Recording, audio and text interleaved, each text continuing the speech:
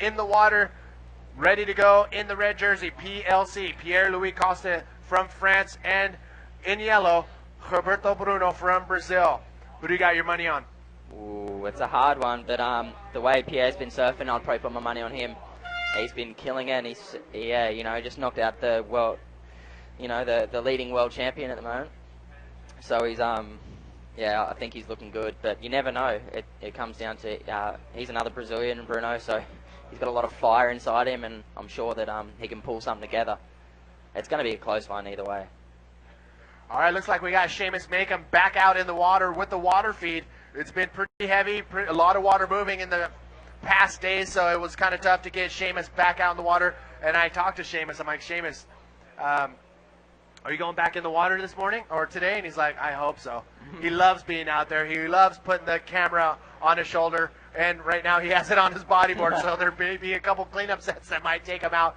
But look at this, another beautiful day here in Paradise, the northwest side of Paradise for the Encanto Pro Puerto Rico, and it has been an amazing event, not letting us down. Puerto Rico and all the people, bodyboarders and people of Puerto Rico, open arms. Thank you very much. Check this out. First wave of the heat, Roberto Bruno. Talk us through it. He's going to get a nice little air there. Yeah, that was a good start. It's always good to get a wave straight away just to put the pressure on the ring of the other guy, so that's good. That'll be a good start for him. Talk about his style. You saw that invert right now, and his board was not totally tweaked like we've seen Amaury and some of the other guys. The style is a big factor when you are free surfing. Does that come into play in the competitive arena?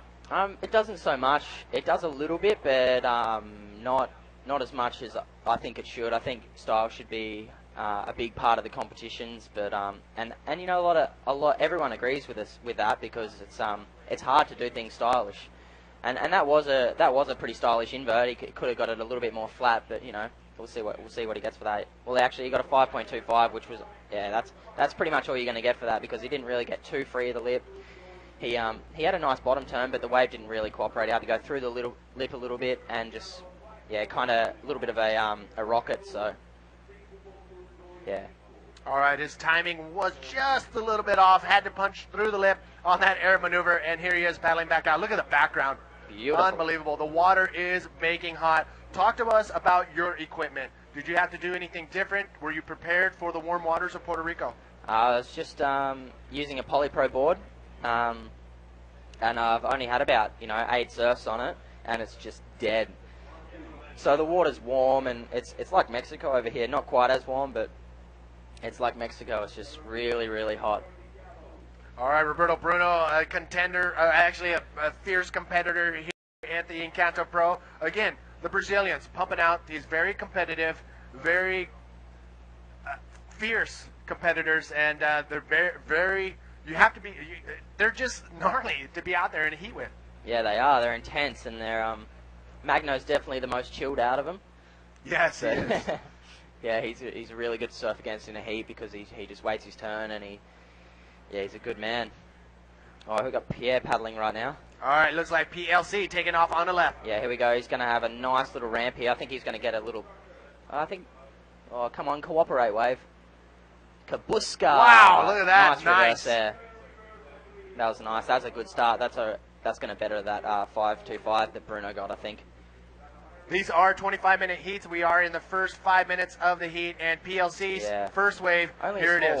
Only a small wave, but he was sinking backflip, I think, at the start. But then he's decided to race down the line and get a nice little reverse air ramp, which he's going to get rewarded for, I think. That was nice. Kablamo! The timing, perfect. Yeah, nice legs. Very stylish. See, it was a small wave, but he got a 7 on that. That's all you need to do. That's a nice little air reverse. All right, nice wave right there for PLC. 7.0 for that wave all the way down the line. And I think the judges are giving him credit for how clean and the timing, and he pulled it off flawlessly. So a great start for PLC. It's nice to have that big scoring wave on your first wave of a heat. Yeah, definitely. Oh, we got 2 quick little spins. Couple spins on the outside before he comes in, and not cooperating with him on that wave. So Roberto Bruno making his way back out into the lineup. Once again, welcome everybody. This is the Encanto Pro Puerto Rico, and with me now is Jake Stone, and he's going to try to eat as quickly as possible his little brekkie sandwich. So, Jake, once again, any last words? Yeah, just thanks to everyone watching. Thanks to all the sponsors that supported this comp. It's been a sick comp, and yeah, thanks to Puerto Rico. Puerto Rico does it better, brah. There you have it, Jake Stone in the hot seat. We're going to get Steve Action Jackson. Well, enjoy the rest of your stay. When you out of here? On the 14th. The 14th. Yeah. Okay, so you got a few days. Yeah, we're going to go free surf, get some footage, and film for more fishing. A bit of shameless self-promotion here. Throw down. New movie coming out. It should come out next year in April. So we've got some sick footage for that. So we'll have that teaser coming out pretty soon. If people want to get their hands on it or pre-order, what do they do? I don't think you can pre-order it, Manny, but it's going to be ready by April. So okay, we're going to do premieres in WA, South Oz, Victoria, and New South Wales and Queensland. So all right, we'll have everything online for you soon. So we're pumped. All right, Jake Stone, he will enjoy the rest of his stay. Thanks, brother. Thank you. All right, Steve Action Jackson coming into the hot seat. Jackson, I think Jake Stone just took your sandwich, so I hope you grabbed a sandwich on the way in, because he took that extra sandwich that was for you, so he's not going to come back with it. We'll split this one here. So Roberto Bruno. It's all good, waves, brother.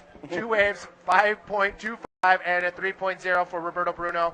And again, the conditions are perfect. Glassy 4 to 6 foot bombs still coming in, but they are slow coming in. The sets are not as consistent as they have been throughout the event. And taking a look at this one, it is Pierre Louis-Costes, the French phenom. Pierre up and riding, driving down the line on the right there. You can see some nice water footage from Seamus. Wow, big flip from Pierre Louis-Costes on that one. Pierre boosting on that. And you can see him paddling out. Pierre with a 7.0 on his first wave. And we'll wait for the score on that one, but Pierre going big. Here we have the replay, dropping in, driving down the line. You can see he's got a nice speed line right off the bat, nice clean face, driving, sets his line mid-face, looking for the oncoming section. Here he goes, he projects up, hits it just a second later. He would have got bigger projection, but he still flew on that one. So nice maneuvering there from PLC, and he's going to get an 8.5 on that wave. That's going to give him a combined 15.5 out of 20 right now with just over 17 minutes remaining. And Manny Vargas ducking out so he can go grab breakfast real quick. So joining me here in the booth, we have Terry McKenna. Yeah, g'day folks, and thank you, Steve. What a great day it is here in Puerto Rico, folks. We've got blue skies, really clean 3 to 4 feet waves, and right now we are watching, of course, Roberto Bruno. Have a look at that side cam there from Seamus Makem. Really nice footage. Had a few little technical glitches at the start of the day. We do apologise for that. We're on top of stuff now, folks, and we should be streaming live and clean for the rest of the day. Yes, and we just saw Roberto Bruno with a nice invert. Here's the replay. You can see him dropping in, driving down the line for speed, kind of adjusting his line a little bit, looking for that section, heads up, and here we go. He's going to get nice projection off of this one. Hits it perfectly. Good arm extension, clean landing. Nice maneuvering there from the Brazilian. Yeah, well, I tell you what, the Brazilians have been on fire lately. Did he actually ride out of that one or no? I'm not sure. It looks like he didn't ride out of it cleanly. Yeah, that's right. I didn't quite see the end of that one first time round, but it looks like that was an incomplete ride from Roberto Bruno. But at the moment, Pierre Louis-Costes is in the lead, folks. Once again, welcome along. Hope you're enjoying this final day here from Puerto Rico. Terry McKenna and Steve Action Jackson just taking a short break. Of course, our main anchor, Manny Vargas. He's got a big day ahead of him, mate. Yeah, Manny wanted to go grab some coffee and some breakfast, so he'll be back for the drop knee final coming up. You know what? I was just down on the beach talking to some of the competitors. Just happened to see Kingy coming down onto the beach to get ready for the drop knee final. I asked him what he's doing for preparation. He said he's been watching Todd DeGraff video sections. Okay, I know that he's pretty fired up. Going to be a great clash, and we'll get Manny Vargas back. Of course, Manny is a bit of a specialist on the knee, and he'll be talking us through that final. But right now, there's a great little overview shot, folks, of what is the battlefield for the final day here of the Encanto Pro Puerto Rico. It has been an incredible couple of weeks here. We've just been really blessed with the waves. And look, just for the record, Steve, what we've done is a bit of switcheroo, because in a rare situation, Dave Hubbard has not only made the final of the DK, but he's also in the first semi. So to give Dave a bit of a break, what we've done technically is we're going to serve semi-final 2 first and semi-final 1 second. Gotcha. So just for clarification, the seeding is going to be the same. The heat progressions, the guys progressing, will be the same. It's just once the semi 1 and semi 2 are set, we're just flip-flopping Yeah, them. that's right. Just to give Dave Hubbard a bit of a break. Otherwise, he'd have to come in. He'd have to change his jersey. You know, you want to have a little break, a drink of water, possibly change boards. I'm not too sure if Dave uses the same boards for proning as he does for DK. Sometimes they do, sometimes they don't. But that's the situation at the moment, folks. We're 14 minutes to go in this heat. There's a great little shot of Roberto Bruno. Roberto Bruno driving down the line, hits off the end section, banks the reverse, and this time he exits the whitewater cleanly before ducking out. He didn't do it there, but we've seen a lot of riders starting to signal the judges that they've landed, they've come out cleanly, and that they'll signal before they duck out to make sure that they get scored. Here, again, we see the replay, banking the reverse, getting vertical with the tail straight up in the air. He gets it around. There you see him come out of the whitewater. And then he'll duck out and paddle back out. All right, well, that was a great little replay there of Roberto Bruno. Right now, though, we are going to go down to Shaggy with the winner of the previous heat. Take it away, Shags. Thanks, guys. I'm down here with Uri Valadao, the winner of the last quarterfinal. Uri, felicidades. ¿Cómo están las condiciones? Ahora está quedando melhor as olas, maré barrando, quer se queda melhor. E tive uma manga muito difícil, incrível. E muito emocionante, como sempre. He said the conditions are good, his heat is very hard, the swell's dropping a bit, and he had a very difficult heat. Dime, ¿cómo está tu derecha con tu aire reverso? Eu tive reverse aéreo bueno no princípio da manga, pero não foi minha melhor ola. Minha melhor ola só vino ao final da manga. E quedou muito emocionante, muito nervoso. E graças a Deus subi a ola vindo e eu consegui aproveitar e ser high score incrível ali. Well, he said his air reverse wasn't his highest scoring wave of the heat. He's got his best score of the wave right at the end of the heat, and he just would like to thank God for sending him that wave. That one made him win it and go into the semi-final. Gracias, Uri. ¿Quieres decir hola, Brasil? Obrigado a todos. Obrigado a todo mundo que está torcendo aí. Eu sei que tem muita gente mandando boas vibrações aqui para a galera do Brasil. E, pô, já tenho eu e o Magno aqui torcendo pro Bruno que está na bateria agora. Vamos lá, vamos torcer para que ele vire a bateria em cima do Pierre agora. Vamos nessa. Brasil! Thanks, guys. Back to you. Alrighty, well, obrigado to Shaggy and, of course, to the 2008 IBA World Champion, Uri Valadao. And tell you what, given the fact that the conditions have backed off a little bit out there, Steve, Action Jackson, that guy could be a danger man. Yes, most definitely. Uri Valadao, one of the remaining contenders in the World Tour title race. He's still alive. We've seen a couple other guys go down in competition thus far. Jake Stone, Jared Houston, and the man that was out in the heat with Uri, Amari Laverne, all of them had a key shot at gaining some space, gaining some ground on Jeff Hubbard, and they were unable to capitalize. But Uri Valadao still alive, along with Magno Oliveira, trying to keep their title hopes alive. Yeah, that's right. And, of course, Pierre Louis-Costes is in that mix as well. And right now he has the Brazilian right against the ropes, and he's given them the old 1-2 combo. So Roberto Bruno in a little spot that we all know and love and call Combo Land, where he needs a two-wave combination to get himself out of trouble. Right now, Pierre's hanging on to a 7 and an 8.5. As you can see, that, of course, equates to a 15.5 total. And Roberto Bruno needs a two-wave combination to try and get himself out. But Pierre Louis-Costes, I did have a talk to him before this heat. There's the profile of the Frenchman. He's a good-looking kid. He's a very marketable product. 21 years of age, from Hossiger, of course, hanging out a lot these days in Portugal with his beautiful girlfriend Ruth. But came off a 3rd at Reunion, currently sitting in 7th on the IBA World Rankings. He is, I tell you what, he is got a good roll on here, and he's going to be hard to stop. Yes, you mentioned currently ranked 7th on the World Tour with 6,140 points.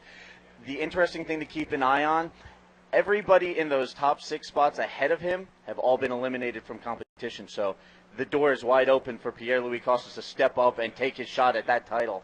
Yeah, well, he is just one of the contenders. Of course, we've had a big roll on, folks, leading into this contest, and this is the 4 that we're looking at. Of course, Jeff Hubbard took a tumble and is now going to be forced to go to Fronton to try and win this thing. 35 years of age from Pipeline, took out the first event, and of course one in Mexico. So one in Hawaii, one in Mexico. He's the Group A guys. Steve, take us through him. And here we have Ryan Hardy from Australia. He went down in the last round as well, and we have action out in the water. It looked like Roberto Bruno on that one. Quick up and down wave for Bruno there. But to continue my thought, Ryan Hardy also went down. Jeff Hubbard now, Ryan Hardy, they're watching their backs. They're kind of backed into a corner on the hot seat, so to speak. And, again, here we see Ryan Hardy. He was eliminated by one of his fellow Australians in earlier competition, round 4, I believe it was. Yeah, Jake Stone, that's right. And GT took a tumble. He looks very excited there, but of course he didn't go through, as did Amaury Laverne, also fell victim along with Winnie. So, we've lost a couple of the main front runners here, but what it has done, Mark McCarthy's out, of course, and I guess what it has done is it's narrowed down the field, and that guy there on screen at the moment, folks, 21 years of age from Hossiger, the Frenchman, is still in the race. Jared Houston, really thought Jared might have, taken his first victory here, but unfortunately he was unable to go on through. Magno Avira is still keeping the dream alive, and of course is in the semi-finals. Betting player, I think he's in Bali, just getting cheered at Padang Padang. He's having a good little time. And Dallas Singer, of course, is probably boxy, getting some nice little left wedges. But Jake Stone, of course, fell in the quarterfinals. So that is the contenders, folks, as we go back to live action. Pierre Louis-Costes driving down the line in the red jersey, and he flips off the back of that wave. It looked like he was just playing around on that one at this point. We have just under 8 minutes remaining, and Roberto Bruno up on the wave behind him, but not much there for him. All right, well, we are down to around about 7.5 minutes remaining, folks. Once again, Roberto Bruno on screen at the moment, the fellow in yellow. The boy from Brazil needing a couple of very big scores. In fact, he'll need a 7 and, 2 7s would get him out of trouble. A 7 and what would he need? 2 8s. Is that right? That'd give him 16. He's chasing a 15.5 total, so 2 8-point averages would give the victory to the guy in yellow, Roberto Bruno. 7 minutes remaining. Yes, but meanwhile, Pierre Louis-Costes from France in the red jersey, looking to hold on to his lead. There you can see Kingy getting ready. He's on deck for the drop knee final. He'll be facing off against Dave Hubbard from Hawaii. Kingy, our new drop knee world title holder, the first man in IBA history to hold titles in the Men's World Tour and the Drop Knee World Tour. Yeah, well, he's taking on a former world champion, of course, on the knee, multiple world champion in Dave Hubbard. This is going to be, for my liking, it's going to be one of the best clashes of the day. Both these guys have got something to prove, I guess.